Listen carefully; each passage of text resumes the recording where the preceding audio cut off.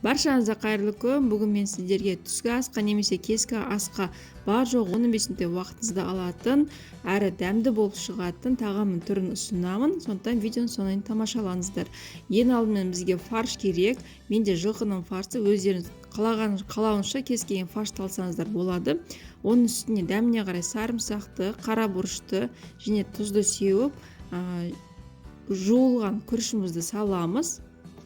Және де фаршқа жұмсақтық беру үшін мен бұл жерде сәбіздің пюресін салдым. Сіздер піспеген ұсақ күштен өткізілген сәбіз салсаңыздар болады.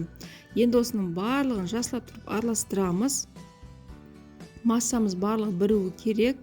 Егер де массаларыңыз жұмсақ болса, сәл фарштың өзін бір-екі рет көтеріп ұрып жіберсеңіздер болады. Енді бізге табамызды осылай алдын ала майлап аламыз жақсылап тұрып.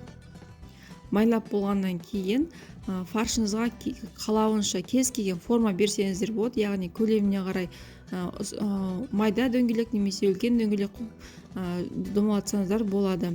Мен бұл жерде орташа форма бердім. Осылай табамызға барлығын салып шығамыз. Арасында орын қалдыратын боламыз. Барлығын дөңгелетіп болғаннан кейін мен бұл жерде картопты алдын ала осылай ұзынша етіп турап шықтым. Осылай араларына барлығын салып шығатын боламыз. Яғни бұл жерде тефтелидің ортасының барлығына ара қашықтарын бір-бірінен бөліп, шетіне барлық жеріне салып шығамыз.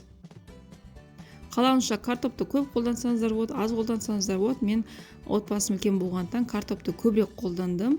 Яғни шетіне барлық жеріне барынша картопты салып шықтым.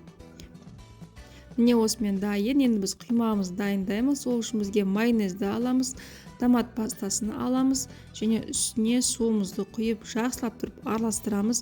Қалауынша дәміне қарай қара бұрышты, тұзды және кез келген дәмдеуішті қолдансаңыздар болады. Барлығын жақсылап араластырып болғаннан кейін тамағымыздың үстіне құямыз. Тамақтың яғни бұл жерде бетін жауып тұру керек. Құйып болғаннан кейін отымызға қойып бір қайнатып алғаннан кейін баяу отқа қоямыз. 40-50 минутқа піскенге дейін өте дәмді болып шығады. Міндетті түрде дайындап көріңіздер. Сіздерге осы видеом ұнаған болса, арнама тіркеліп лайк басуды ұмытпаңыздар. Астарыңыз дәмді болсын.